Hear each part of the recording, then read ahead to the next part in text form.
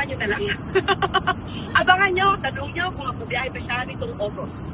Tanong nyo sa Office of the Vice President. Ngayon sinasakasakali mag-upload visa, willing ba ang panas na mag-issue pa rin ang travel authority?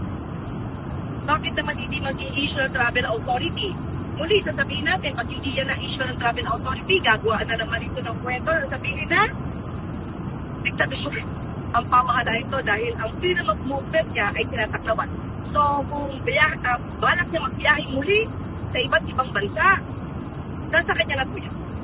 Pero ma'am, under the law po, ilan ba yung allowed sa government official na mag-leave? Ganun ba? Diba ang empleyado may certain leaves na pwedeng gawin? Alam ko, meron pong particular, may mga araw na dapat na makonsider siya. Mandatory, vacation leave. So, hindi po natin alam, as of now, kung lumagpas na ba siya. But still, kahit lumagpas siya dyan, sasabihin naman po niya yung personal trips niya yan.